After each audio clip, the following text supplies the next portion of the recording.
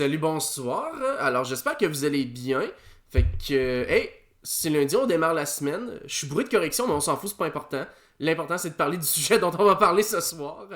Et à ce soir, j'ai l'honneur d'être accompagné par celle que vous connaissez sous le nom de Projet Lune sur les réseaux sociaux. Elle a quand même un vrai nom qui n'est pas Lune ou Moon, bien entendu, là, et non, pas non plus Projet. Je sais pas si on peut t'appeler par ton vrai nom, par exemple. Là. Oui, oui, Gabriel, oui. Ouais, Gabriel, ça va, ok. Donc, je suis avec Gabriel de Projet Lune, donc le visage de l'organisme sur les réseaux sociaux. Puis, je me suis dit qu'en ce mois de février, en ce 2 jours après la Saint-Valentin, et en ce jour aussi de l'anniversaire de Poitras Panassin, hein, très important. Donc, oui, voilà, hein, tout est relié pour qu'on parle de quelque chose relié au féminisme, aux femmes et tout. Fait que, mais pourquoi pas parler en fait de travail du sexe, hein, une réalité qui est incomprise, inconnue, sur laquelle il y a beaucoup de mythes, beaucoup de stéréotypes, beaucoup de préjugés et beaucoup de petits messieurs qui trouvent qu'ils ont raison de penser ce qu'ils pensent par rapport à cet enjeu-là, surtout, hein? Donc je Ouais. me suis dit, non, mais écoute, on commence fort en matière. Fait que, écoute, Gab, dans le fond, nous autres aujourd'hui, le but c'est vraiment d'apprendre, décortiquer, démystifier, éduquer. T'sais, c'est vraiment l'objectif de toutes les émissions que je fais ici.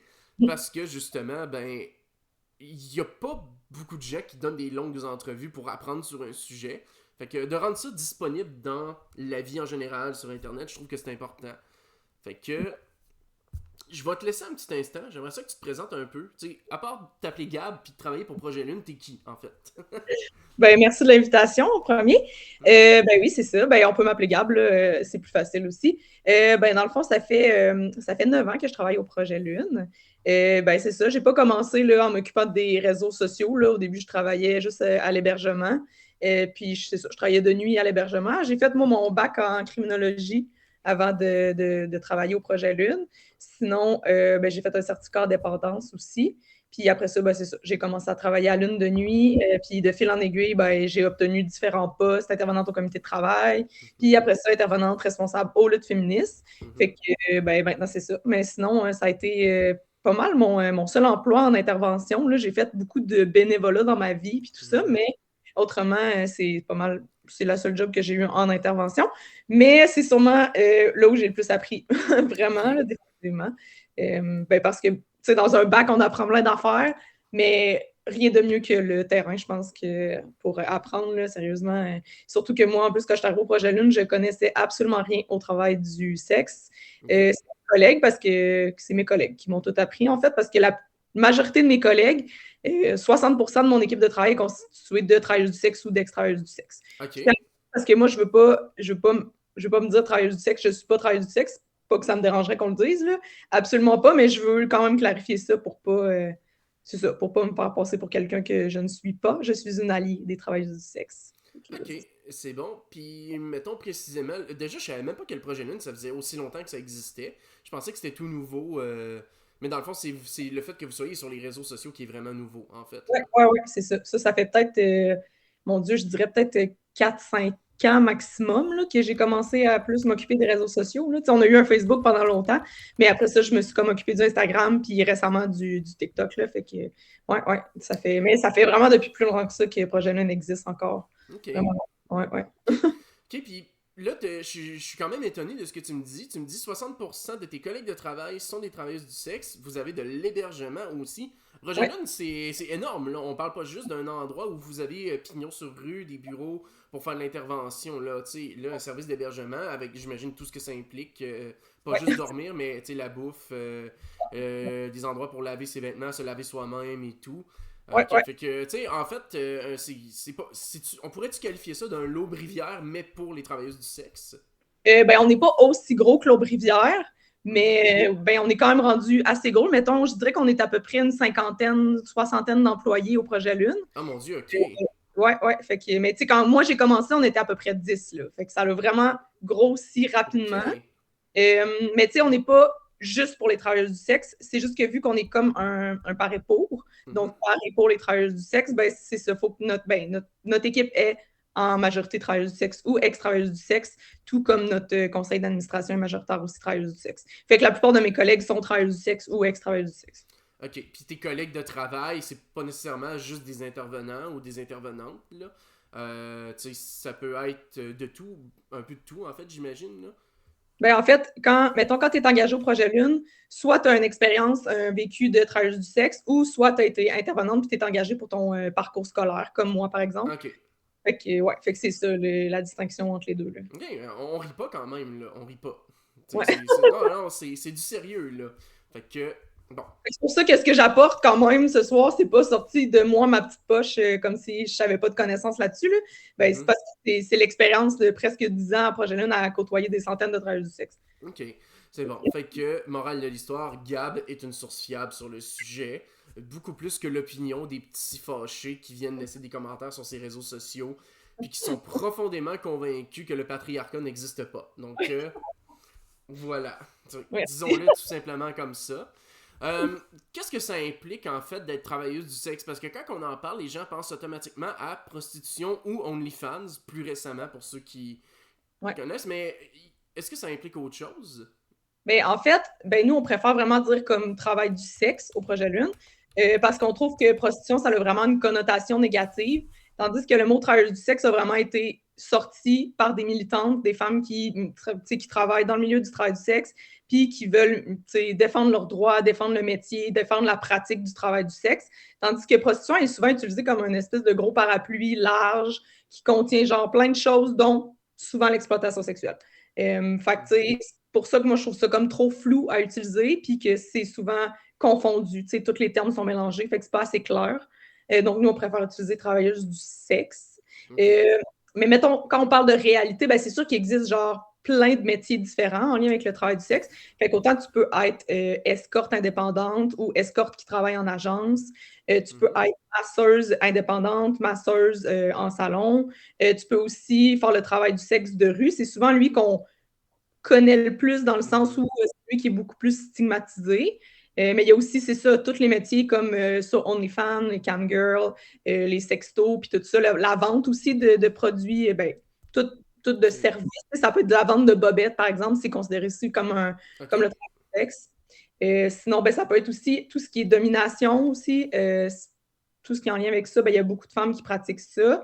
Est-ce que j'en oublie? Oui, sûrement. Sugar Baby. Okay. Les actrices pornographiques, les danseuses érotiques aussi. Tout ça, c'est tout dans le travail du sexe. Okay. Parce que, ben, je vais le dire là, tout de suite, le travail du sexe, pour nous, c'est vraiment un échange consensuel de services sexuels entre deux adultes. Contre, ben, c'est ça, c'est des services sexuels contre de l'argent ou des biens. Fait que, tu sais, moi, quand j'en parle ici, sachez que je ne parle jamais de personnes mineures, je parle toujours de personnes qui sont majeures.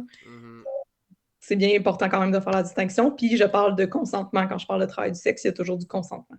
Okay. Fait que, ouais. Fait que là, la question, j'ai vraiment. Je suis partie dans un sens. Ah ben c'est vraiment correct. Écoute, de toute façon, nous autres, on n'a pas. J'ai pas spécifiquement de temps de limite ou de fin. Là. Je veux dire, si ça dure le temps que ça dure et tout. Là. À moins que ton chat vienne interrompre le live en marchant sur l'ordinateur, ça devrait être correct. Là. Fait que. Mais si je m'égare, tu me le dis. Là. Des fois, moi, je suis comme tellement genre dans mon sujet que je me perds un peu. Mais c'est vraiment correct. Mais justement, là, tu me fais réfléchir à une question. Est-ce qu'à Projet Lune, vous venez en aide à des personnes mineures des fois, ou c'est vraiment strictement réservé aux adultes? C'est vraiment pour les adultes. Par exemple, il peut y avoir des femmes mineures qui viennent au service d'hébergement parce que nous, dans le fond, on ne demande pas de pièce d'identité. Fait que tu peux t'identifier comme tu le veux. Tu peux t'appeler le chat si ça te tente. Puis on ne va pas te demander de pièce d'identité. Fait que ça arrive qu'il y ait des femmes qui peuvent être plus jeunes. Mais on va souvent, quand on le sait, on va les référer à des endroits appropriés pour elles. Là. Mais ça ne veut pas dire qu'on va le savoir nécessairement. Là. Mais en général, c'est 18 ans et plus parce qu'en bas de ça, honnêtement, c'est peut-être pas tant le service pour elle. Là, fait que... Ok, je comprends. Je comprends, c'est bon. Puis là, on définit un peu ça implique quoi le travail du sexe. C'est vraiment très large en fait, parce que moi, j'en avais deux en tête, là, ceux que je t'ai nommés, mais toi, t'en as nommé vraiment beaucoup d'autres, là, auxquels j'ai même pas nécessairement pensé. Tu sais, les danseuses, tu sais, ouais. évidemment. Puis tout ce qui est relié à l'exploitation, mais je pensais pas que, tu sais, la vente de produits comme, mettons, les eaux de bain, les bobettes... ou des fioles de fluide corporel pouvaient être considérées comme du travail du sexe. Oui, ben c'est comme.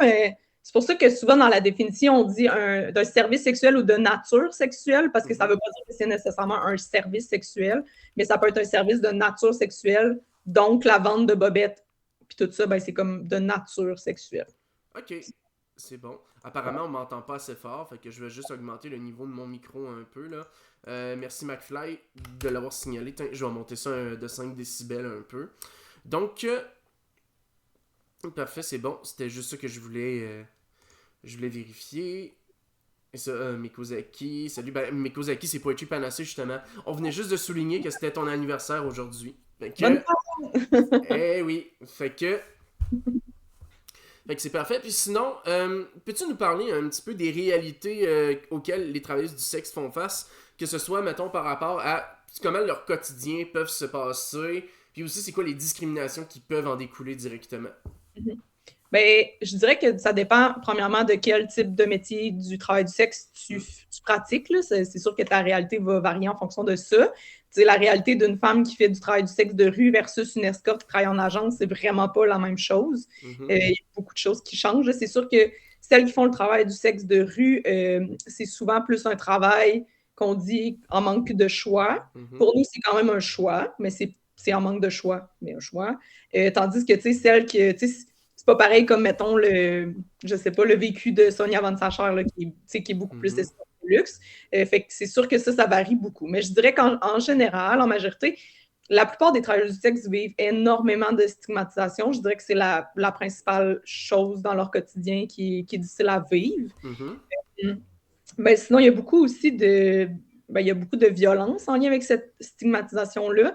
C'est là aussi le fait que je ne suis pas accompagnée d'une travailleuse du sexe ce soir, parce que ça impliquerait nécessairement qu'il faudrait qu'elle se acting out, qu'elle soit travailleuse du sexe. Puis dans le contexte actuel politique puis tout ça, c'est pas évident pour ces femmes-là d'avoir à acting out justement ce métier-là. Il y a beaucoup d'insultes sur les réseaux sociaux, beaucoup de choses comme ça. Fait que c'est sûr que ça leur donne pas tant envie de parler de leur réalité. Mais moi, je trouve ça quand même important d'être là justement puis d'en parler, parce que justement, j'essaie d'être une bonne alliée puis de prendre cette parole-là quand je peux la prendre. Fait que c'est ça. Sinon, dans les réalités qu'ils vivent, c'est ça, la peur d'être exposé. Quand tu as des enfants aussi, c'est vraiment difficile parce que tu as toujours un petit peu peur de la DPJ au travers de ça. Beaucoup d'instabilité au logement aussi parce que celles qui font le travail chez elles, par exemple, ça fait beaucoup de va-et-vient, fait que ça peut mettre des propriétaires un peu comme en doute du métier, qu'est-ce qu'ils font, puis tout ça, fait que ça peut devenir plus compliqué pour elles de gérer leur logement. Mais il y a aussi l'autre côté que c'est plus, tu sais, autonomie financière, flexibilité du travail, que tu peux te permettre d'avoir les horaires que tu veux, tu peux arranger ton horaire.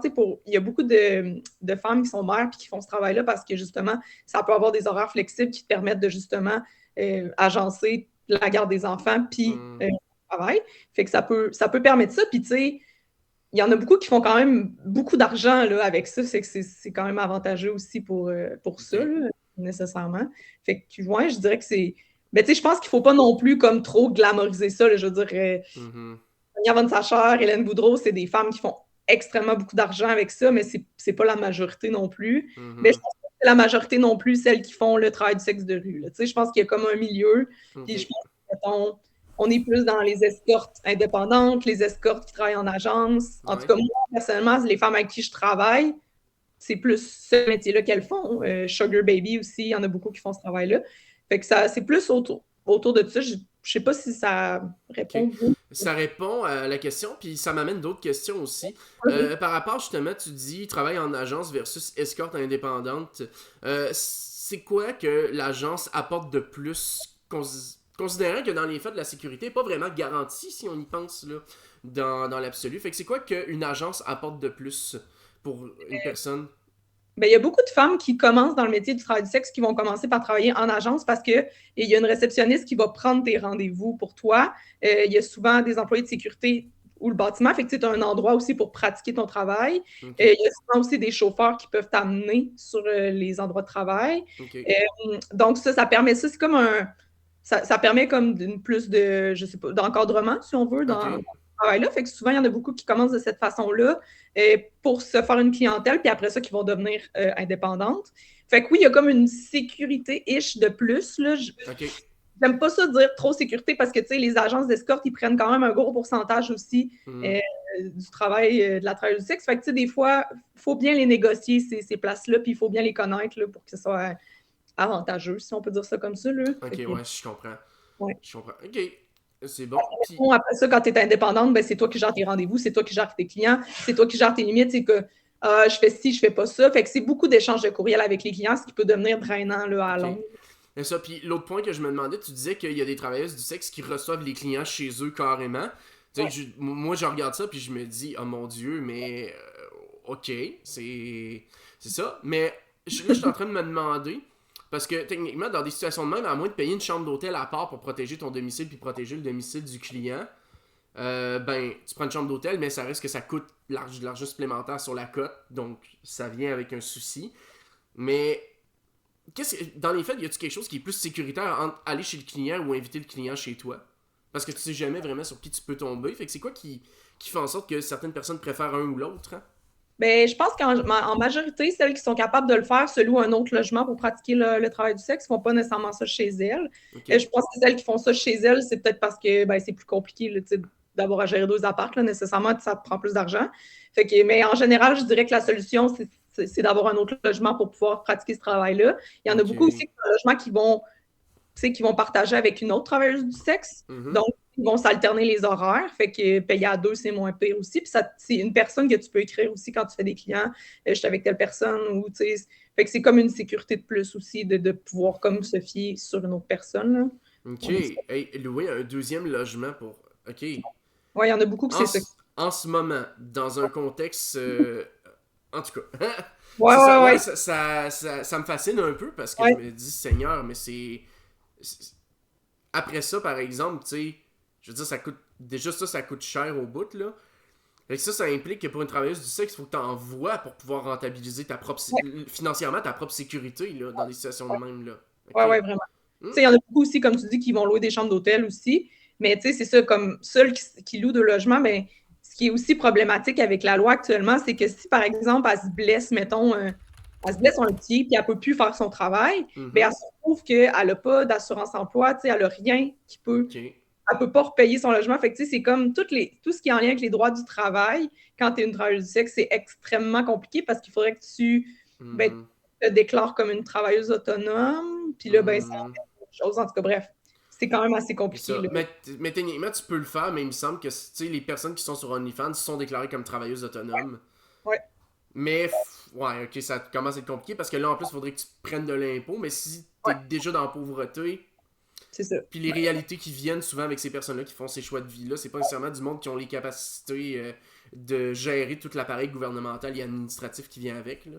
C'est ça. C'est assez compliqué. Mm. Puis, tu sais, en tout cas, c'est ça. Là, tout le monde, là, ben, toutes les personnes qui sont travailleurs autonomes par ces impôts, c'est quand même une coche de plus. Là, je veux dire, Mhm. c'est quand même pas simple. Là.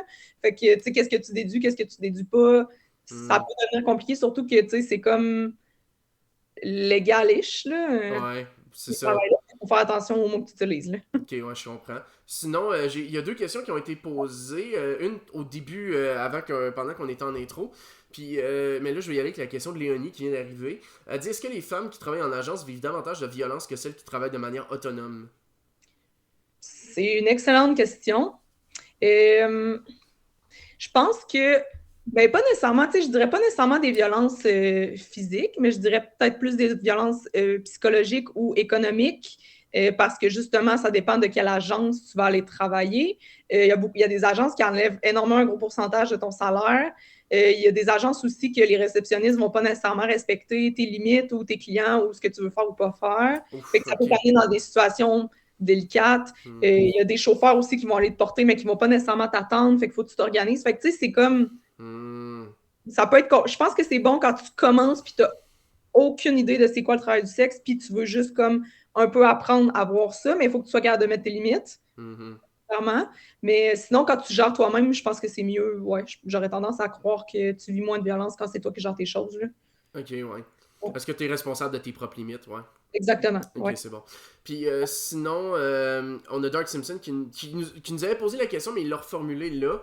Il dit pourquoi la loi pénalise-t-elle toujours les services offerts et faits sur les personnes en situation de handicap, même s'il s'agit parfois de la seule façon d'assouvir ce besoin pour ces personnes? Ben, j'aimerais bien ça.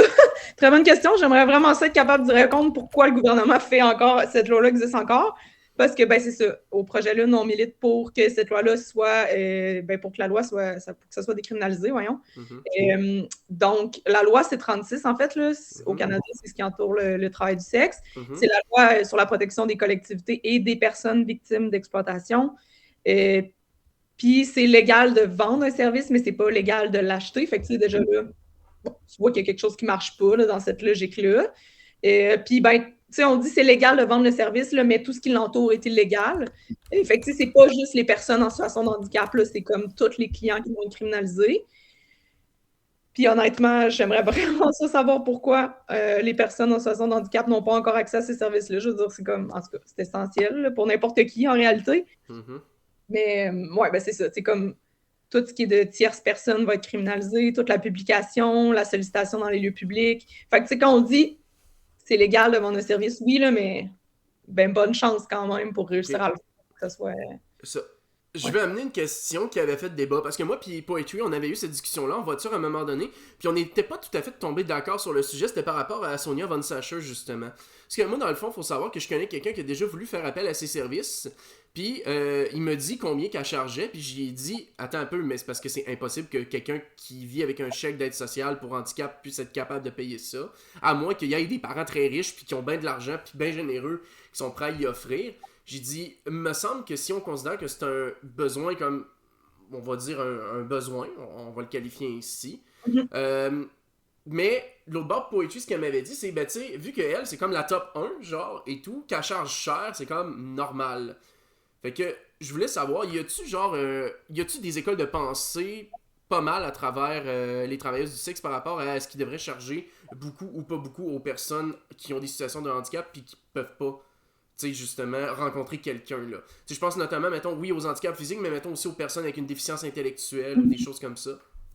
Ben, honnêtement, tu sais, Sonia Van Sacher, c'est vraiment un cas, ben, à part dans le sens où, genre, la plupart des travailleurs du sexe ne chargent pas comme elle charge, là. Je pense que, tu sais, c'est parce qu'elle est connue, ça fait longtemps qu'elle fait ça, elle milite beaucoup. Je pense qu'elle se permet ces prix-là parce que ses services, c'est ça, sont...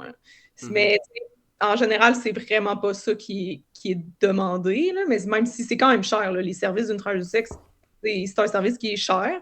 Et en même temps, je pense que chaque personne est capable de, comme, ben, évidemment capable, mais comme décide des prix en fonction de... c'est une raison personnelle, là, je ne sais pas comment le nommer, mais tu sais, en fonction de ton expérience, en fonction de ce que tu décides que tu fais ou que tu fais pas. Fait que, plus tu fais de choses, ben, je pense que plus tu vas charger cher. Et, ben, en tout cas, en général, là, je veux pas comme commencer à dire ils font tout ça, mais moi, ce que j'ai vu, c'est ça. Mais effectivement, c'est vrai que des fois, ça peut vraiment être cher pour des personnes, mettons, en situation de handicap qui auraient vraiment besoin de ce service-là. Mais je sais qu'il y en a aussi beaucoup qui vont dans des agences. Là, pour avoir connu des femmes qui travaillent dans des agences, là, ils ont vu beaucoup de personnes en situation de handicap qui utilisaient les services en agence. Fait que peut-être plus abordable. Puis, tu sais, il y a aussi plein de sites en ligne là, qui a des travailleurs du sexe là, qui chargent des prix vraiment moins élevés que Sonia Von Sacher. Ouais.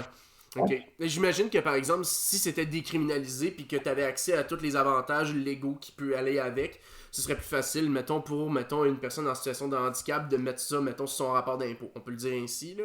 Ouais. Puis tu sais, je pense que, me semble, si je me trompe pas, Sonia Von Sacher, elle a un site aussi avec toutes des escortes qui font, dans le fond, des personnes en situation de handicap, là, qui sont spécialisées là-dedans. Puis, tu sais, il y a quand même une gamme de prix assez différente. Là, ça varie vraiment beaucoup en fonction de l'expérience. Puis, si je ne me trompe pas, il y a beaucoup de travailleurs du sexe aussi qui offrent certains autres services, comme, mettons, ils vont laver la personne.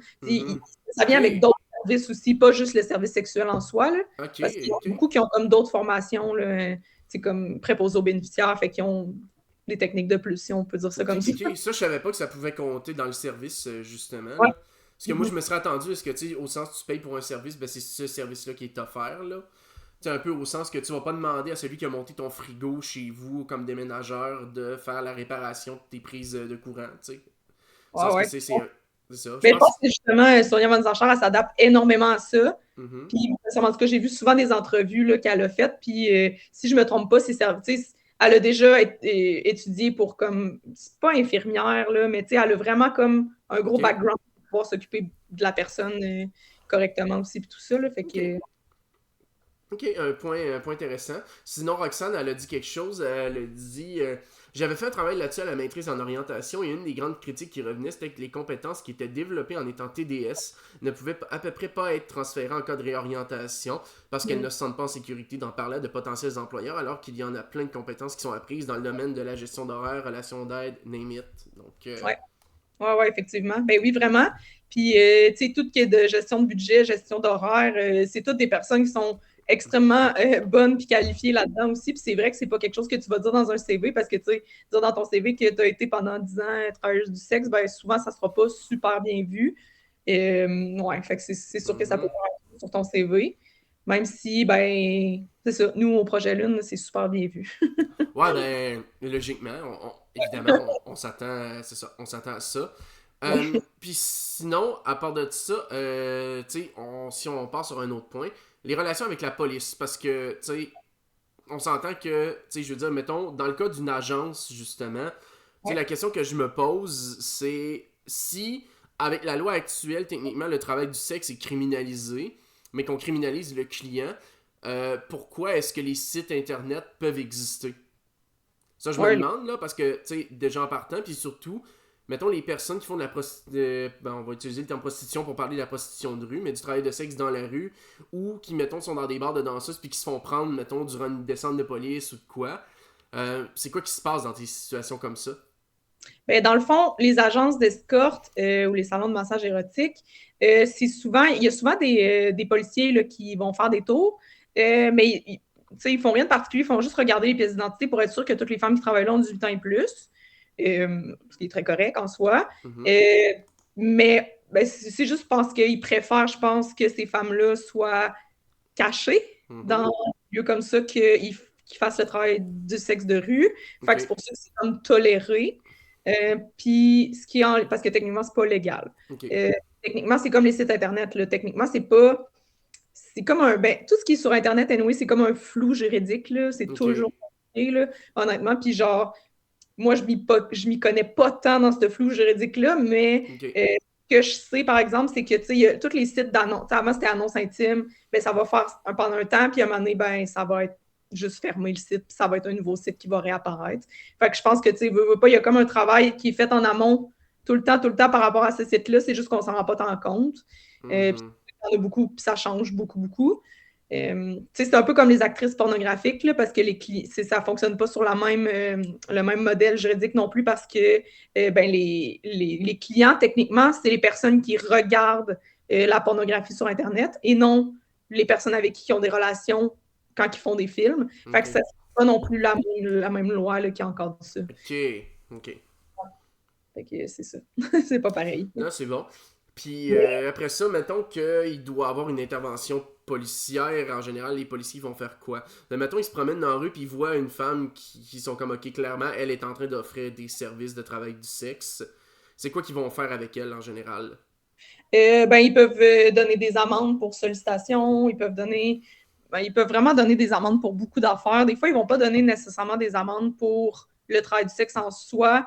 Ils vont donner pour d'autres choses, que ce soit désordre, d'avoir, je sais pas circulé sur d'avoir circulé, mettons, sur la voie publique, Ok, ou des choses comme ça. C'est souvent comme un peu insidieux, là, l'étiquette qui vont être données par rapport à ça. C'est jamais très clair. ok.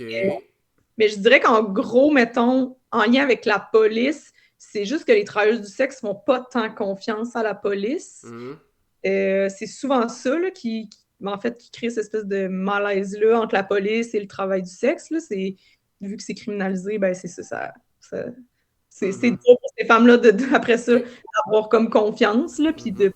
parce qu'ils vont pas aller porter plainte pour une agression, là, parce que même les policiers, des fois, ils savent même pas c'est quoi la loi, en réalité, là, tu sais, Mhm. c'est arrivé nombre de fois, là, que des travailleurs du sexe qui sont venus à l'une, puis qui ont dit, ben là, la police était là, puis tout ça, puis ils m'ont dit qu'elle allait m'arrêter, puis qu'elle allait faire ci, puis qu'elle allait faire ça, puis j'étais comme, mais toi, tu étais dans tes droits à ce moment-là, puis c'est le client qui était pas correct, tu sais, il laissait partir le client, puis il faisait des menaces à la travailleuse du sexe. Fait que, tu sais, même Mhm. les policiers sont pas super formés par rapport à cette loi-là, je dirais. Puis, ben, c'est ça, Je pense que juste le fait qu'il y ait comme Mhm. un déséquilibre de pouvoir, puis qu'il y ait une espèce de peur des travailleurs du sexe envers les policiers, ben, ça crée quelque chose, en fait, qui est pas, je sais pas comment, c'est pas le fun, là. C'est pas quelque chose, c'est pas une relation qui est plaisante là, pour les travailleurs du sexe. Là, je comprends. Ok. Puis c'est fou quand même, par exemple, là, qu'ils se cherchent des moyens détournés de donner d'étiquette pour pas écrire travail du sexe sur l'étiquette. Parce qu'ils peuvent pas le faire, techniquement. Ben oui, ben ils pourraient, mettons, faire pour sollicitation dans les lieux publics parce que, en fait, tu sais, comment la loi est faite, c'est que tous les endroits potentiellement qui pourraient avoir des enfants pas loin, ben t'as pas le droit de faire de la sollicitation. Fait que tout ce qui est de parc, école, garderie, t'as pas le droit. Fait que, tu sais... Ça commence à être compliqué dans un centre-ville. Fait que c'est ça. Fait que les travailleurs du sexe se retrouvent dans des quartiers plus isolés, plus industriels. Fait que ça les met plus à risque aussi. Mais ils pourraient, là, facilement, ils pourraient donner des étiquettes pour ça. Honnêtement, j'en ai pas vu souvent. J'ai vraiment pas vu ça souvent. Je pense c'est ça. Je pense qu'en général, ils s'avancent pas trop dans ce champ-là parce qu'ils sont pas tant au courant des lois. En même temps, c'est correct, là. Ben, ouais, c'est vrai. Mais on le sait qu'il y a beaucoup de gens qui s'inventent une compréhension des lois et tout, là. Fait que, non. Sinon, je reviens un peu à certains commentaires qui ont été dit. Il faut se rappeler qu'à the end of the day, peu importe le montant demandé, la TDS est la seule à savoir le prix avec lequel elle est à l'aise. Ça revient à ce qu'on parlait tantôt. Même si on trouve ça cher, on n'a rien à dire. Ouais, tout à fait.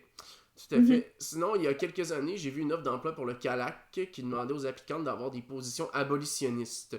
J'avais demandé à une amie qui travaillait c'était quoi l'état de la discussion à ce sujet, mais on n'a jamais eu l'occasion d'en rejaser. Donc, c'est quoi les relations de votre organisme avec les autres organisations pour les femmes, notamment dans le contexte où certains organismes ont des positions abolitionnistes? Parce que vous n'êtes pas abolitionniste, bien entendu. C'est ça. Non, non, c'est ça. On n'est pas abolitionniste, on est pour la décriminalisation du travail du sexe, donc on peut dire qu'on est un organisme pro-travail du sexe. Ben, mettons, à Québec, il n'y a pas beaucoup d'organismes, mettons, pour les travailleurs du sexe de prime abord. Il n'y en a pas tant. Tu sais, mettons, il y a le PIPQ, Projet Intervention Prostitution Québec, mais on travaille beaucoup plus avec les mineurs, ils travaillent en centre jeunesse, tout ça, fait que c'est comme une autre affaire. C'est une autre clientèle, OK. Non, ben, il y a la Maison de Marthe, qui est un endroit, un hébergement pour femmes qui veulent sortir de la prostitution, qui sont clairement abolitionnistes. Nos relations ne sont pas mauvaises parce que, tu sais, au final, ce qu'on veut, c'est la sécurité des femmes. Donc, si nous, on pense qu'il y a une femme qui peut fitter dans leur service, on va la référer, même si leur vision puis tout ça, c'est pas la nôtre. Puis je pense que c'est pareil pour elle. Mais tu sais, je n'irai pas m'asseoir avec eux autres pour avoir une discussion. Là, on n'est vraiment pas là-dedans. Puis tout ce qui est en lien avec les calax puis tout ça, ben là, c'est drôle, je lisais justement un article dans le journal Le Soleil aujourd'hui par rapport à ça, là, parce qu'il y a comme pas une guerre, mais tu sais, il y a comme toutes les calax s'entendent plus sur la position justement à prendre par rapport à ça. Puis je pense que je me souviens pas, calax extri qui sont à bolo, puis les autres seraient comme plus en accord avec le travail du sexe. Mais bref, c'est comme des discours qu'il y a toujours un peu eu, je pense, au sein des calax. Là. Je pense que c'est pas quelque chose qui est nouveau. Là. Mais nous, en général, on s'implique pas vraiment dans ces discussions, dans le sens où nous, on se positionne comme on est, puis voilà. Ok, je comprends. Puis sinon, Roxane dit c'est tellement une bonne question, sachant qu'à Québec, il y a un organisme communautaire qui fait aussi de l'hébergement. Gab pourra répondre plus que moi, je pense, qui est Abolo au max. Genre qui demande à ce que les femmes s'accordent avec leurs valeurs pour avoir des services. C'est ça, c'est la Maison de Marthe. C'est la Maison Marthe, ok, c'est bon.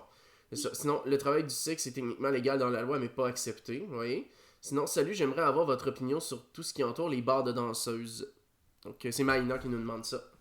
Les bars de danse, j'ai pas grand chose à dire par rapport aux bars de danseuses, dans le sens où, genre, c'est souvent des travailleuses du sexe qui s'identifient pas nécessairement comme travailleuses du sexe, parce que, tu sais, faut savoir que dans le milieu du travail du sexe, il y a comme des fois des hiérarchies implicites là, en fonction de ce que tu fais comme service.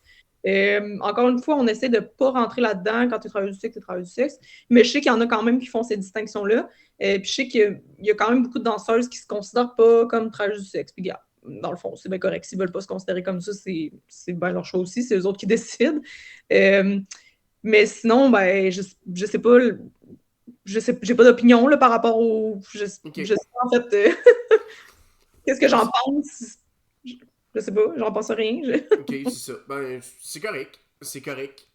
Ok. Ben, en même temps, la question pourra se préciser si, je sais pas, là, C'est ça, si jamais tu avais peut-être plus de précision, Maïna, tu peux.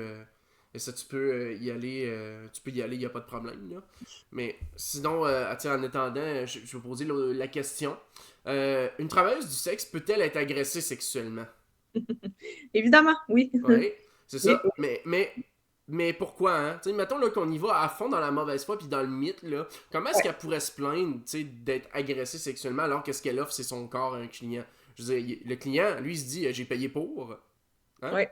Fait Ben, que, là, on démolit ça comment, là, cette espèce de oui, schème de pensée-là, là? ouais. Ben, je commencerais par dire que consentir à un acte contre de l'argent, ça ne veut pas dire consentir à tout. Il y a des limites que la travailleuse du sexe va mettre. Hum, Faut que tu tiennes à ces limites-là. Si tu ne tiens pas à ces limites-là, ben, elle n'a pas, son consentement. Là.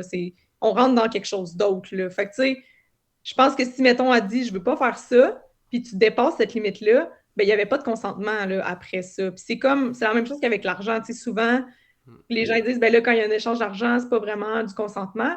Ben, tu sais, c'est comme n'importe quel travail, dans le fond. Là, je veux dire, on ne ferait pas notre travail si on n'était pas payé. En tout cas, ben, je sais pas vous, là, mais moi, personnellement, mon travail, si je n'étais pas payé du tout, probablement que je le ferais pas. Fait que c'est un peu le même principe. Tu sais, on dirait que moi, dans ma tête, le consentement, c'est très précis. Tu sais, c'est pas sur un continuum, c'est oui ou c'est non. Fait que, tu sais, si elle t'a dit oui pour tel service, Hum.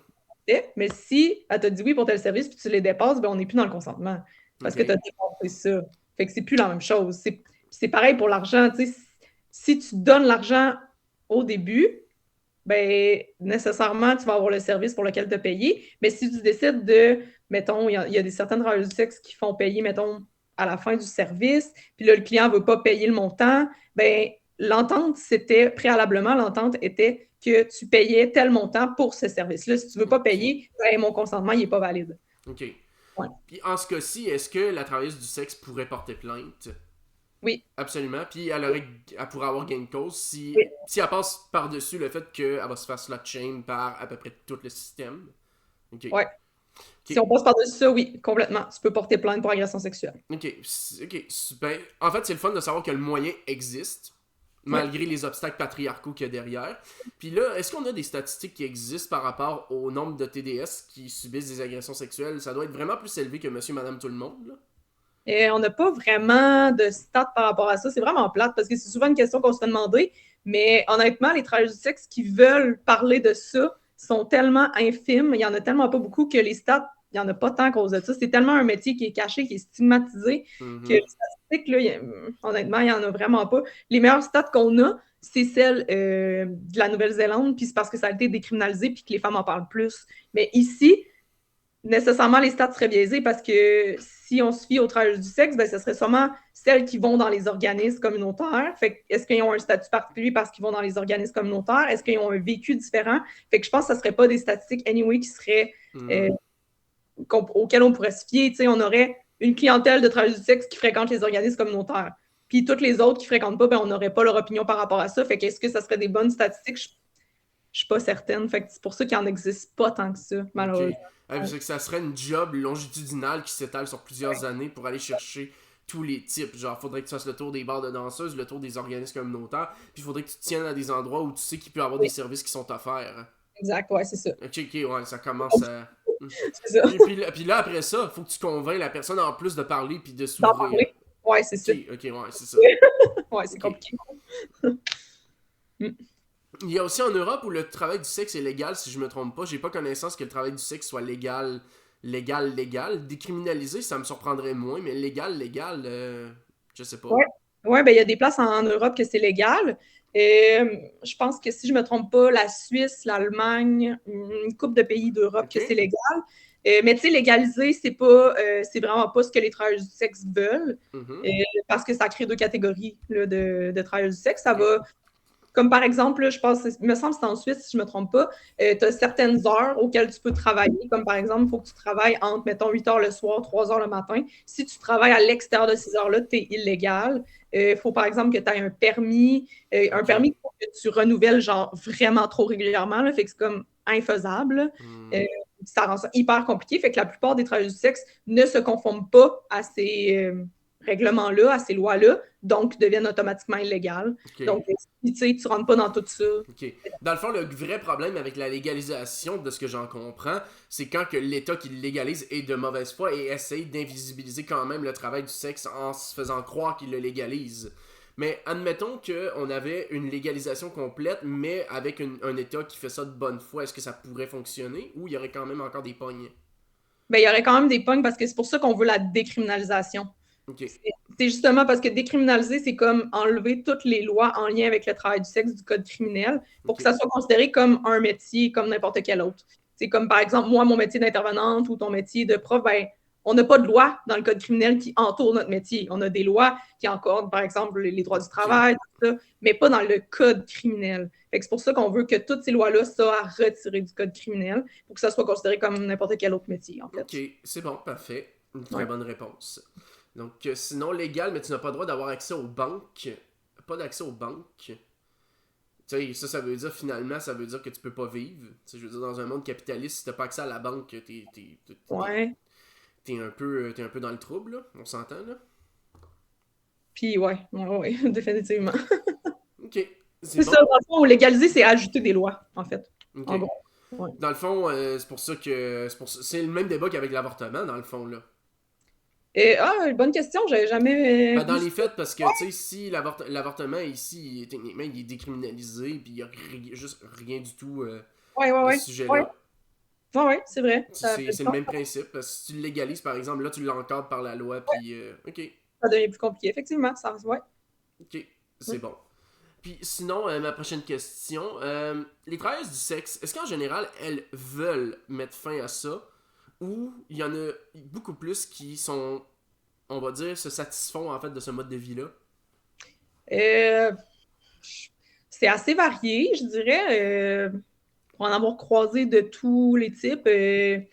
Certaines, oui, veulent quitter, d'autres, non. Il y en a beaucoup qui font ça pendant un certain temps, qui se disent « Ah, à 30 ans, je vais arrêter. Ça dépend vraiment du domaine aussi dans lequel tu vas décider de travailler. Okay. Mais, tu sais, mettons, je pourrais pas dire que la majorité veulent s'en sortir. Là. On n'est pas là-dedans. Là. OK, c'est bon. Puis, mettons, celles qui veulent s'en sortir, c'est quoi, comment on fait pour les aider avec tout ça? C'est quoi les ressources dont elles ont besoin? On dit elles parce que c'est majoritairement des femmes, là. Même... Puis j'imagine qu'à Projet Lune, c'est quasiment la totalité qui doivent être des femmes, là. Ben, en fait, on dessert que des femmes, donc ouais. OK, tout ça s'identifie comme femme, ouais. Fait que c'est pour ça que quand je parle de la réalité des travailleurs du sexe, c'est vraiment la réalité des femmes. OK. Ben là, on dirait que j'ai dit s'en sortir, là, mais je dis jamais ça, là, parce que, tu sais, je me dis pas que je vais me sortir de mon métier d'intervenante, là, je vais arrêter de le pratiquer, mettons. OK. Si, mettons, il y en a qui veulent arrêter, il y en a, ouais, j'en ai croisé plein qui à 30 ans, c'était comme leur retraite, là, qui disaient du travail du sexe. Puis, tu sais, il y en a beaucoup aussi, puis justement, c'est une des choses aussi à l'une qui est différente, c'est que, c'est comme une opportunité que tu as si tu décides que tu veux plus pratiquer ce travail-là, tu peux venir travailler au Projet Lune parce que ton expérience va être la bienvenue et tu vas pouvoir faire ça, tu sais, fait que... OK. OK, intéressant quand même. Puis, sinon, mais là, tu dis qu'ils peuvent aller travailler au Projet Lune, mais aller travailler au Projet Lune, ça implique qu'il y ait des postes de disponibles, là. Mais, tu sais, mettons qu'il n'y en a pas. Tu sais, je veux dire, souvent, les personnes qui veulent arrêter de pratiquer ce métier-là, outre le fait de prendre leur retraite, il y en a-tu qui sont motivés par juste le fait, ok, je veux arrêter parce que ça me gruge trop, puis je voudrais me réorienter, retourner à l'école, ou, tu sais, ils doivent n'avoir que ce qui les motive, c'est vraiment des traumas, par exemple, avec, tu sais, des clients spécifiques qui... c'est des clients spécifiques qui les ont carrément traumatisés, tu sais, ou, mettons, suite à des agressions sexuelles répétées. Ouais, qui les motive à sortir, mettons, là, tu veux dire. C'est ça, exact. Ben oui, il y en a, mais honnêtement, c'est vraiment pas la majorité. C'est vraiment pas. En tout cas, personnellement, là, les femmes que j'ai côtoyées qui font le travail du sexe, honnêtement, ça se passe. Ben, en tout cas, ça se passe super bien. Là. Il n'y a pas vraiment de. Tu sais, on parle souvent des mauvais clients, mais ça arrive pas tant que ça. Là. La plupart des clients, c'est vraiment super positif. C'est souvent des hommes vraiment respectueux. Tu sais, il y en a qui ont peut-être moins d'habileté sociale, là, mais. bon, Ouais, ben, c'est ça, on en a parlé un petit peu par rapport au handicap, là. Mais Ouais. oui, effectivement, tu sais, il y en a qui sont seuls, puis c'est leur seul moyen, puis que, ben, c'est ça. Puis, tu sais, Ça... y a pas de client type, là. Tu sais, pour vrai, c'est genre tout- tous les gens confondus, là. C'est vraiment. Puis, il y a beaucoup de femmes aussi qui utilisent les services de travail du sexe. Ah ouais? Euh, Pas juste des hommes, ouais, vraiment. Mhm. Puis, beaucoup de. C'est ça. Il y a beaucoup d'hommes qui sont. Il y en a beaucoup qui sont très riches, il y en a beaucoup qui sont plutôt pauvres, qui réussissent à économiser un petit peu, puis qui se payent une travailleuse du sexe. Il y Ok. en a de toutes les catégories, honnêtement. C'est vraiment très varié. Puis, autant il y a de travailleuses du sexe aussi, là. C'est aussi varié aussi, selon moi. C'est vraiment. C'est ça. Ok. C'est bon. Puis, sinon, on a une autre question ici. Comment peut-on évaluer si les conditions dans lesquelles une travailleuse du sexe exerce son métier sont respectueuses de ses droits, de son autonomie et de son intégrité? En lui posant la question à elle, en fait. Ok. Ok, c'est ça que Roxane, elle a dit un petit peu plus bas, justement. Je me suis dit peut-être que tu as une autre réponse que ça. Ok. Est-ce qu'il y a des succursales ailleurs qu'à Québec de Projet Lune que Fait Nordique nous demande? Malheureusement, non. Mais à Montréal, il existe l'organisme Stella. Ils n'ont pas d'hébergement et tout ça. Là, c'est comme, ils offrent d'autres services, mais eux autres, c'est vraiment un 100% par et pour les travailleuses du sexe. Donc, c'est que des travailleuses du sexe là, qui travaillent à l'organisme Stella. Puis c'est comme nos grandes sœurs là, qu'on aime bien dire, là, qui sont full militantes. Ok. C'est intéressant. Puis, y en a-tu dans d'autres régions à part Québec-Montréal, à ta connaissance? Euh, c'est une bonne question. Je sais que ça se développe tranquillement parce qu'on a eu des rencontres avec des groupes justement qui voulaient développer plus cet aspect-là de travail du sexe et tout ça. Euh, Si je me trompe pas, à Longueuil aussi, il y a un organisme, là, mais le nom m'échappe là, actuellement. Mais il me Ok. semble qu'il y en a un autre, là, ouais. Mais il n'y en a pas tant que ça, là, qui sont par pour aussi. Je pense qu'on est seul avec le Stella là, Par qui. et pour, ok. Ouais, Ouais. c'est le par et pour qui est très intéressant, là. Parce que Mhm. pour, il doit en avoir beaucoup, mais des par. Ouais, c'est ça, exact. Exactement. Ouais. Ok, c'est bon. Puis on va pouvoir en reparler de quelque chose par rapport à ça. C'est ça. Mais ouais, Maïna pose la question, mais il serait facile pour elle de mentir si elles sont sous pression, par exemple. Ok. Euh, je pense, j'ai un exemple en tête peut-être pour illustrer ce que Maïna essaie de nous dire. Est-ce que tu connais l'histoire de Chloé Kim Bussière sur Mankoui? Non, ça me dit Ok, absolument rien. ok. Dans le fond, c'est un livre que j'ai lu il y a pas longtemps, justement, que tu devrais rajouter dans ta pile à lire éventuellement.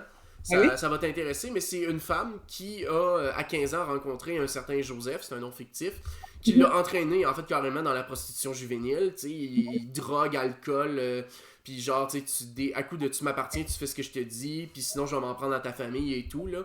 Fait que Mhm. finalement, tu sais, il était son proxénète, puis il a jamais donné une seule cote d'argent. De ce qu'il faisait, il faisait juste lui donner des cadeaux, genre des robes qu'il achetait et compagnie, bref. Tu sais, ce genre Ouais. d'affaires-là. Fait que elle, Ouais. dans son cas, à elle, si elle avait eu des contacts, mettons, avec un organisme comme le Projet Lune, puis qu'on lui avait demandé est-ce que tu te sens bien là-dedans, est-ce qu'elle aurait pas répondu genre ben oui, tout est correct en ayant peur qu'on s'en prenne à sa famille? Ça, c'est quand même des cas qui sont quand même plus rares, là, j'aurais tendance à dire. Là. Moi, personnellement, j'en vois pas tant que ça, Mm. des femmes qui vivent des situations comme ça. Je sais, par exemple, qu'au PIPQ, c'est quelque chose qui est plus fréquent parce que justement, ils travaillent avec des femmes qui sont mineures, Mhm. des jeunes filles et tout ça. Fait que, tu sais, c'est sûr que oui, là, quand on rentre justement avec des jeunes filles mineures qui se font embarquer par des proxénètes et tout ça, Mhm. c'est sûr qu'on n'est pas pantoute dans la même affaire, puis absolument pas de consentement là, dans ce temps-là. C'est vraiment de l'exploitation sexuelle. Selon moi, là, c'est vraiment, c'est ça. Mais Ok. je pense qu'en prime abord, il faut le demander à la personne. Est-ce qu'elle aurait peur? Ben, je pense que, tu sais, si nécessairement, moi, mettons, mon ami fait ça, puis je lui demande, tu sais, mon but, ça va être de justement développer cette relation-là avec elle pour qu'elle puisse se sentir en confiance de me dire la réalité. Est-ce que ça se passe comme ça? Ça dépend, mais honnêtement, personnellement, j'en ai pas connu de femmes qui vivaient de la coercition vraiment avec un proxénète puis tout, là. Et je dis pas que ça existe pas, là. Je suis vraiment pas là-dedans. Je sais que Ok. ça existe. Mhm. Euh, je sais que les femmes, il y en a plein qui vivent de l'exploitation sexuelle, là. Mais c'est ça, j'ai pas tant de personnes connues autour de moi qui ont vécu ça. Fait que Ok. je suis pas avancée là-dedans non plus, là. Mais c'est peut-être pas non plus votre type de clientèle en grande partie, là, vu que tu dis que c'est plus au PIPQ qui ont. C'est ça, ouais. Exact, ouais. Ok. C'est bon. J'espère sinon, Maïna, que ça répond bien à ta question. Ça, j'ai juste vérifié que j'ai pas raté. J'ai rien raté. Non, ok. J'ai rien raté. Tout est bon. Ok. Sinon, je passe à ma prochaine question. Euh, Tu sais, on a parlé tantôt de la clientèle, tu sais, des personnes qui ont une situation de handicap, qui peuvent avoir un trouble du spectre de l'autisme, personnes avec des problématiques de santé mentale, déficience intellectuelle. Est-ce que ça peut arriver, par exemple, que au lieu des clients, ce soit les travailleuses du sexe elles-mêmes qui vivent dans des situations comme ça? Tu sais, à quel point, est-ce que c'est déjà arrivé qu'il peut avoir, mettons, tu sais, santé mentale, toxicomanie, pas vraiment surpris, mais est-ce que, mettons, à Projet Lune, bon, les filles mineures, ça, tu me dis que c'était pas vrai, moins ça, mais mettons des personnes autistes ou des personnes avec une déficience intellectuelle, est-ce qu'il y en a qui en font du travail du sexe puis que vous côtoyez à Projet Lune? Euh, Oui, ben oui, des femmes, oui, sur le spectre de l'autisme, oui, j'en ai vu des femmes avec une déficience. Ben, tu sais, c'est sûr que je connais pas toutes leur diagnostic non plus, là, fait que mais Mhm. mettons, en fonction de ce que je sais, oui, il y en a, oui, il y en a qui le pratiquent, le travail du sexe aussi. C'est peut-être plus occasionnel, j'aurais tendance à dire, là. Il y en a qui c'est pas nécessairement, ils font pas, c'est pas une carrière, là. Ok. Euh, mais oui, il y en a que oui. Puis je pense que justement, tu sais, c'est comme si ces femmes-là, justement, vivent encore plus, comment dire, je sais pas, de l'exclusion, si on veut, si on peut dire ça, Mhm. parce ils vont être vraiment, c'est comme intersectionnel, là. Il y a plein d'oppressions qui viennent en même temps. Euh, Fait que oui, mais oui, ça existe, là. La santé mentale, la consommation, ça fait partie aussi des enjeux qu'elles peuvent vivre aussi, là, Ok. évidemment. Ça, pis c'est quoi qui amène ces personnes-là à faire ce choix-là? Est-ce que c'est, mettons, il y en a qui vont dire, ah, mais c'est parce qu'il faut qu'elle paye sa drogue. Tu sais, ça, c'est l'espèce de gros stéréotype habituel, mais moi, je suis convaincu que c'est beaucoup plus complexe et nuancé que ça. Vraiment. Puis, tu sais, il y en a qui consomment pas de drogue, donc la question, c'est que finalement, il y a plusieurs possibilités. Puis, c'est quoi, mettons qu'on regarde les histoires personnelles de ces femmes-là, tu sais, c'est quoi qui les amène à se tourner vers ça? Et ma réponse va être vraiment plate, mais il y a autant de raisons de devenir travailleuse du sexe qu'il existe de travailleuses du sexe. Ah ouais? Euh, Ok. il y a vraiment, vraiment, vraiment plein de raisons. J'ai entendu toutes les affaires. Il y en a qui c'était, tu sais, mettons, il y en a qui c'était plus pour des raisons scolaires de payer leurs études. Il y en a qui c'est Mhm. parce qu'ils ont toujours voulu faire ce travail-là, puis que rendu à un certain âge, ben, ils se sont dit, moi, c'est ça que je vais faire plus tard, puis c'est ça que Mhm. je fais.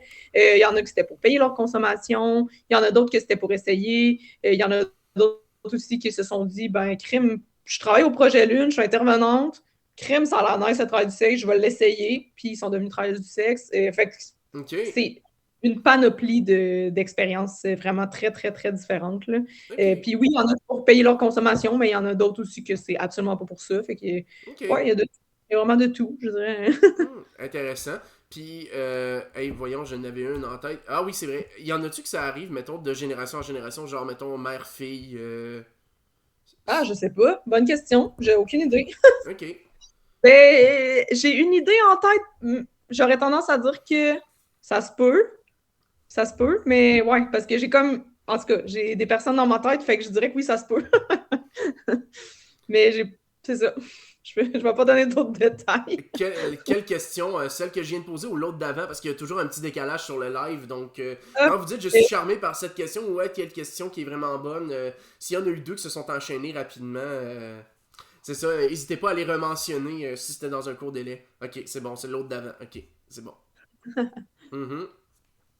C'est ça. Puis sinon, autre point aussi, tu sais, par rapport aux hommes, je sais que vous, au Projet Lune, vous travaillez pas avec des travailleurs du sexe, mais c'est une réalité à laquelle vous avez peut-être déjà fait face, que vous avez peut-être déjà entendu parler.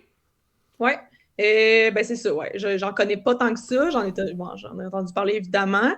Ben, la majorité des hommes travailleurs du sexe, des hommes cis travailleurs du sexe, vont souvent vendre des services majoritairement à d'autres hommes, Ok. en général, comme ça. Mais je pense que ce qui est important quand même de se souvenir, c'est que les dynamiques de violence là, en Mhm. lien avec femmes, hommes, c'est sûr que ça se structure vraiment pas de la même façon. Je Mhm. pense que les femmes travailleuses du sexe sont beaucoup plus à risque, malheureusement, que les hommes, même si les hommes aussi vivent des violences, Mhm. c'est ce que je veux dire, mais je pense que c'est vraiment différent, là. Comment que ça se vit, honnêtement, les femmes qui sont travailleuses du sexe, nécessairement, tu sais, juste en tant que femme, il y a plus de chances que je vive des violences dans mes relations intimes, fait que, tu sais, nécessairement pour les travailleuses du sexe, c'est la même chose, fait Ok. que... Ok, c'est bon. Puis t'as parlé des personnes, puis tu as fait la distinction avec les personnes cis. Tu me dis qu'il y avait aussi des personnes trans, donc des hommes s'identifiant comme femmes. Ouais. Donc, est-ce que ces personnes-là ont des réalités différentes des femmes cis? Puis quelles sont-elles? Ben, je dirais qu'en général, ce que j'ai vu, c'est qu'il y a il y a beaucoup de femmes trans qui vont pratiquer le travail du sexe pour payer des chirurgies ou pour payer des soins esthétiques. Oh, ok. Il y en a vraiment beaucoup, beaucoup que c'est ça, parce que les soins esthétiques pour une femme trans sont très élevés. Mhm. Ça vient à des coûts qui sont extrêmement chers, donc il y en a beaucoup qui se tournent vers le travail du sexe pour réussir à payer tout ça, que ce soit je sais pas, une opération pour avoir des seins, un changement de sexe, puis même sans aller aussi dispendieux, tu sais, juste, mettons, l'épilation, Mhm. des fois les rallonges, les cils, les ongles, tu sais, c'est des choses qui coûtent vraiment beaucoup plus cher, fait que souvent, les femmes trans vont beaucoup avoir accès au travail du sexe pour payer ces soins-là. Mais honnêtement, par exemple, l'autre côté, hommes trans, je connais vraiment pas la réalité des hommes Ok. trans qui font le sexe. Ok. Ok, c'est bon. C'est intéressant. C'est intéressant. Puis j'imagine que les dynamiques de. Si tu dis les dynamiques de violence se répliquent aussi envers les femmes, ça doit être les mêmes aussi pour les personnes trans, là. Pense que même j'aurais tendance à dire que c'est une coche plus élevée pour les femmes trans, Ok. parce que, par exemple, mettons, une femme trans qui travaille dans un salon, dans une agence, ben souvent les hommes qui vont venir et qui vont vouloir avoir accès à ce service-là, ben mettons, ils vont prendre un service avec une femme trans. Euh, des fois, ça vient les heurter dans leur masculinité. Fait que souvent, les femmes trans vont vivre plus de violence à cause de ça. Je sais pas si je suis claire de la façon que je Ben, dans le l'explique. fond, c'est qu'ils font. Attends un peu. Mais dans le fond, ils font eux autres même le choix de ce service-là. Oui, Puis après ça, ils se disent, ok, parce que j'ai envie de ça, je me sens pas assez masculin, donc je me décharge ouais, sur cette personne-là.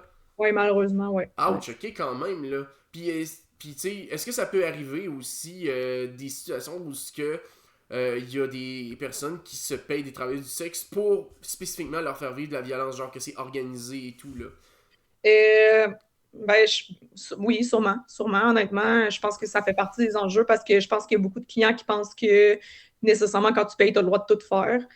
Puis là, ben, on revient à la question du consentement. Là, fait que c'est pas parce Ok, que tu payes que tu as le droit de tout faire. Mais ok. c'est quand même quelque chose qui est assez très répandu, là, malheureusement, dans le travail du Ok. sexe. Je parlais moins de. Ouais.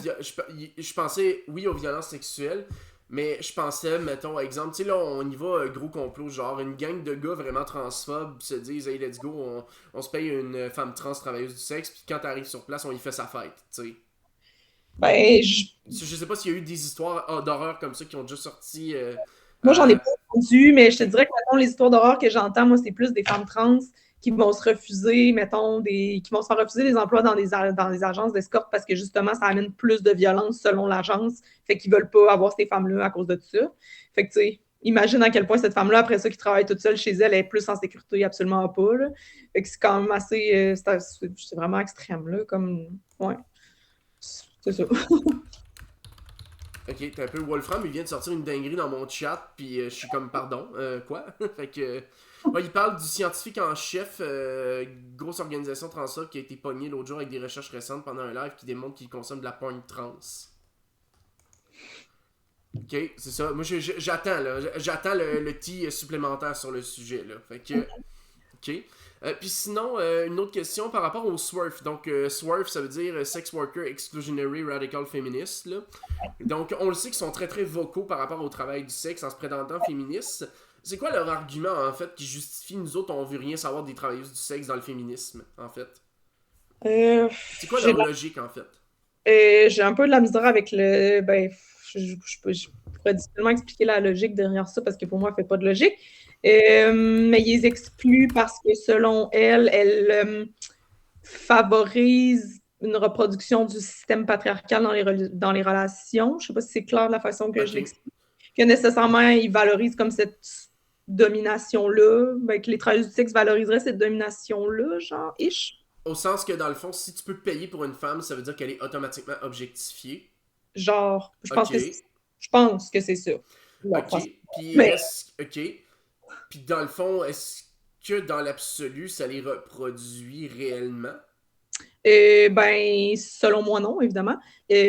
Moi, je trouve plus que, en fait, le fait de nier l'autodétermination de ces femmes-là, c'est ça la domination, selon moi? Ok. Je sais pas si je suis claire, Dans le là. fond, leur nier, en fait, la capacité de choisir pour elle-même, là. Ok. Exactement. C'est Ok. ça, selon moi. Puis, tu sais, je pense que cette domination-là existe dans les relations hétérosexuelles de Mhm. prime abord. Fait que je pense pas que c'est le travail du sexe qui fait en sorte que ça existe plus. Je sais pas comment le dire, là, mais je Mhm. pense pas qu'en arrêtant le travail du sexe, nécessairement, il y aura plus de société patriarcale. Là. Mhm. En tout cas, je sais pas si je suis claire là, dans Ben ma non, traduction. ben non, c'est sûr que je dois y aller, mais merci énormément de donner la visibilité à Projet Lune. Merci Gab, ta présence ici, mais aussi sur les réseaux sociaux. Ben oui. Salut Merci. Miko, bonne Merci. soirée à toi. Fait que, ok, ouais, donc j'allais dire, ouais, ce que j'allais dire, mais ok, si effectivement le patriarcat ne disparaît pas, de ce que je comprends de leur logique, c'est qu'eux autres ils se disent, anyway, les hommes ils réfléchissent de même, puis on fait juste jouer dans leur biais de confirmation si on autorise cette réalité-là qu'est le travail du sexe.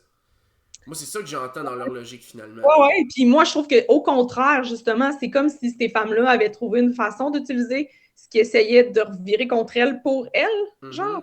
Parce Ok. que je trouve que c'est comme on a voulu vous exposer puis vous faire paraître comme des objets. Nous, après ça, les travailleurs du sexe, nous, on va l'utiliser pour nous, puis on va faire de l'argent avec ça, genre. Je sais pas. En tout cas, moi, je trouve que c'est un peu comme un finger au patriarcat, puis à tout ça. C'est genre, c'est comme dire, hein, vous voulez qu'on fasse ça, ben nous autres, checkez ben nous, hein, on va aller, on va prendre ça, puis on va faire ce qu'on veut avec ça, puis genre, c'est comme se redonner du pouvoir, selon moi. Ok. En tout cas, Ok, c'est bon. Puis, mettons qu'on y pense aussi, pourquoi est-ce que l'équivalent n'existe pas pour les prostitutions mâles? Tu sais? C'est ça la question. Parce que si c'est ouais, l'objectification, le problème, théoriquement, les travailleurs du sexe devraient être tenus au même discours puis à la même réflexion dans cette situation-là. exact. Mais est-ce qu'on voit des mouvements qui militent pour empêcher que ça existe? En tout En fait, il existe des mouvements pour les discriminer, assurément, mais outre cela, cas, on pense pas que, tu sais, ils sont toutes victimes d'exploitation, là, ces hommes-là. En tout cas, mais tu sais, en même temps, moi, je trouve ça tellement bizarre de comme justement de penser que toutes ces femmes-là, c'est des victimes, puis que, tu sais, mm, selon moi, c'est comme, mettons, par exemple, OK, je fais ouais, un comparatif avec un autre métier, OK? Mettons un homme, un ouais, militaire, qui s'en va dans un autre pays, risquer sa vie. ok, On est là en train de dire, oh mon Dieu, cet homme-là est tellement une victime, il est tellement exploité.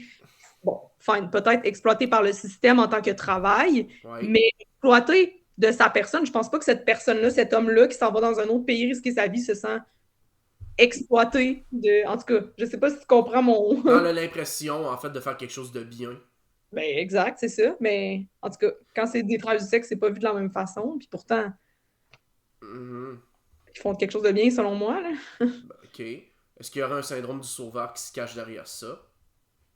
C'est ça que 666 c'est ce Kitty demande. Donc, si t'arrives à la détourner de son travail, tu l'as-tu sauvé? Mm. Mais ça me fait penser à une question. Tu sais, je veux dire, il y en a des travailleuses du sexe parmi tes collègues qui doivent être en couple avec des hommes, là. Ouais. Est-ce qu'il y en a qui subissent de la pression dans leur relation conjugale pour arrêter de faire du travail du sexe? Non, parce que la plupart, en fait, que je connais qui sont en relation, ils étaient en relation. Ben, ils ont commencé à faire le travail du sexe, puis ils sont devenus en relation ensuite. Ok. La personne en couple avec eux autres était déjà au courant de son travail, était Mhm. déjà au courant de ce qu'elle faisait comme métier, puis c'était correct. Fait que je pense que ça se passait relativement bien. Là. Fait Ok. que non, en général, ouais, ça se Les passe. partenaires sont à l'écoute. Ouais, ouais, ouais. Mhm. Mais en même temps, ça prend un certain degré d'ouverture pour. Ouais, ben, je pense que c'est sûr qu'il doit y avoir des difficultés. Là. Tu sais, j'ai jasé justement récemment avec une femme qui fait le travail du sexe, puis ben, sa blonde a trouvé ça difficile parce que ben, elle sait jamais, mais c'est plus le côté sécuritaire qu'elle trouvait difficile. Tu sais, elle sait Ouais. jamais où elle s'en va, qu'est-ce qu'elle fait. Tu sais, oui, elle a texte, mais je veux dire, Mhm. c'est tout le temps ce petit risque-là, en fait, qui elle la stresse plus que d'autres choses. C'est pas tant le fait qu'elle ait des relations avec d'autres personnes que la sécurité de sa partenaire, là, Ok, ouais. en Je lien avec comprends. ça. Ouais. Ouais, c'est sûr que ça doit être très très anxiogène pour les personnes concernées. Ok. C'est bon. Puis sinon, hey, ça a été quand même vraiment vite. Ça a été short and sweet, très sharp. On voit que tu es habitué d'aller dans des écoles pour pas que les étudiants perdent leur attention. Là. Ouais, Ah, ouais, je parle plus des fois, hein. non, mais c'est vraiment parfait. S'il y a un très bon beat, puis un très bon pace, puis c'est vraiment correct de même. Puis ça, puis sinon, la dernière question que j'avais en fait, là, c'était comment on fait pour être un bon allié pour les travailleuses du sexe? C'est quoi que nous, en tant que société, on devrait faire? Ou à l'échelle individuelle? Parce qu'on ne peut pas tous être des intervenants pour Projet Lune. Ben, de un, le travail du sexe est un travail. Fait que ça, c'est la base, je pense, de militer pour la décrime, et d'encourager tout ça. Sinon, écouter les premières concernées. Les travailleurs du sexe, c'est les expertes de leur... Mhm. C'est elles les mieux placées pour dire si elles se sentent bien dans leur travail, si elles ne se sentent pas bien dans leur travail, si elles se sentent comme des travailleurs, si elles se sont senties comme des victimes. C'est elles les expertes. De les écouter, de ne pas parler à leur place, de leur laisser cette place-là quand c'est possible.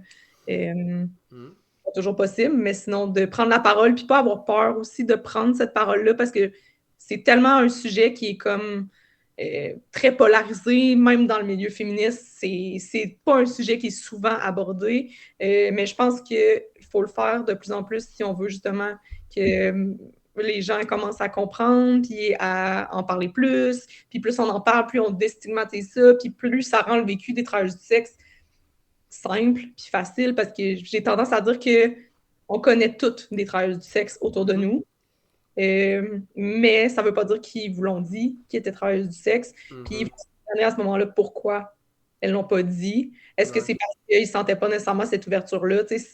Je pense qu'il faut quand même être capable d'être humble et de se re-questionner par rapport à nous. C'est pas parce que nous, mettons, on le fait pas comme travail que ça veut dire que c'est pas correct, puis que ça veut dire que cette personne-là est pas bien là-dedans. Fait que je pense que c'est vraiment de sortir de cette espèce de cliché-là. Là.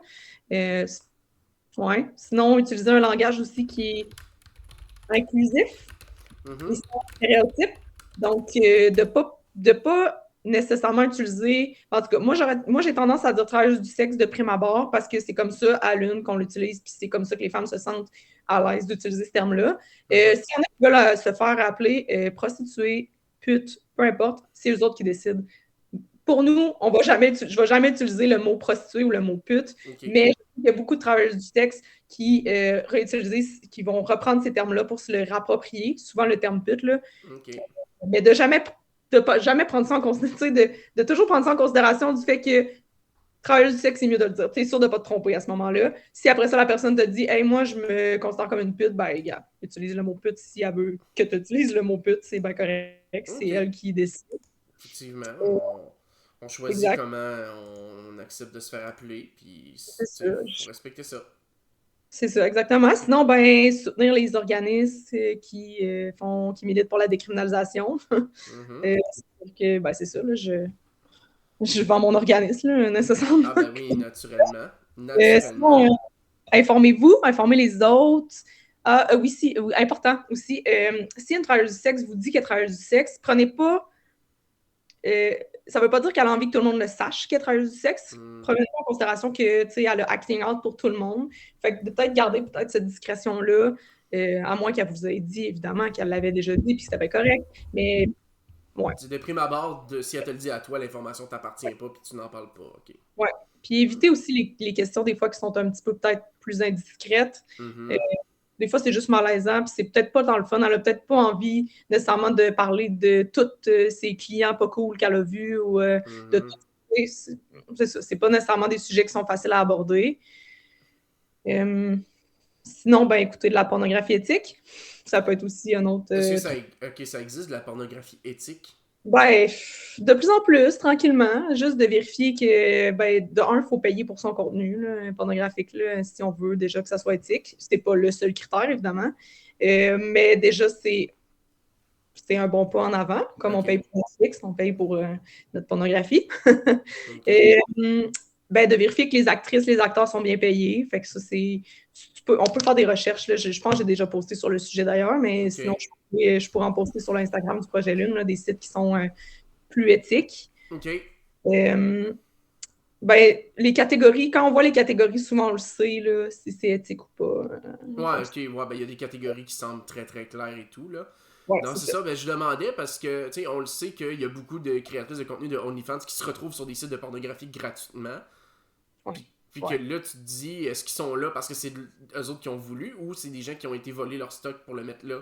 C'est ça, c'est ça. Fait que c'est pour ça que c'est souvent mieux de payer pour le contenu parce que ça évite justement des affaires de même, là, Ok. euh, en général, mais c'est ça. Fait que, ouais, il existe quelques sites quand même là, qui sont plus éthiques, là. 100%, là, je pourrais pas dire, mais qui sont plus éthiques, nécessairement qu'aller sur Pornhub, mettons, là. Ok, c'est bon. Puis, ça, puis sinon, est-ce que vous avez vous entretenez des relations à Projet Lune avec les agences d'escorte en cas de besoin? Pas beaucoup. C'est plus le projet Intervention Prostitution Québec qui ont des intervenantes Catwoman qui se déplacent dans les agences, dans les Ok, bars de danseuses, avec des infirmières et tout ça. Là, fait qu'on ne marche pas ses pieds, là, on n'offre pas les mêmes services. Fait qu'eux, je sais qu'ils font ça là, ok. plus régulièrement. Mais sinon, nous, sachez qu'on offre tous les condoms externes, internes, digues dentaires, matériel de construction, évidemment aussi, tout ça, c'est gratuit. Lubrifiant aussi, tout le monde peut venir en chercher. Tu n'as pas besoin de travailleuse du sexe, là, Ok. n'importe quoi. Puis on est super habitués, là, c'est ça qu'on fait. Fait que, il n'y a pas Mhm. de mal là. Ok, c'est bon, parfait. Fait que, écoute, ben, c'est vraiment merveilleux. Merci beaucoup, Gab, d'avoir participé à ça. Ça fait pas le C'est, plaisir. ben, écoute, c'est un sujet que je trouvais important de démystifier. Puis, pendant que le monde est là, sachez que Roxane, qui est dans le chat à l'heure actuelle, ça va être elle, mon invitée du mois prochain. Là, on va parler d'aide sociale et probablement qu'on va glisser quelques mots sur l'itinérance, là, mais surtout d'aide sociale, en fait. Fait que, soyez là aussi pour cet épisode-là. C'est quand même important. Donc, si vous voulez apprendre, si vous êtes intéressé. Fait que, merci pour le follow, 666 Scully Cutie. Donc, sachez qu'en passant, les follow c'est gentil, mais sachez qu'en dehors de ces émissions-là, je fais du gaming en général, qui est beaucoup plus calme, vu qu'il y a moins de jasette. Même si je suis très open à discuter pendant que je game, là, c'est vraiment plus parce que j'investis. Pour avoir un temps de gaming raisonnable et qui est limité puis qui est bien géré, ben, je me dis je ne game que sur Twitch et jamais en dehors. Fait que je le calcule dans mon horaire pour garder un mode de vie sain. C'est cela. Fait que, bref, sur ça, je vais mettre fin à l'enregistrement, mais pars pas tout de suite, Gab, je vais. Parce que là, j'enregistre pour la diffusion de YouTube, mais après ça, tu sais, on reste un petit instant. Fait que D'accord. sur ça, ben, encore un gros merci à toi, puis ben, au Merci. plaisir de te revoir peut-être une prochaine fois pour un autre épisode. On verra s'il y a un sujet qu'on peut aborder. Ben oui, certainement. Merci beaucoup. Merci pour Merci. la question aussi. C'était plus intéressant. Merci, salut.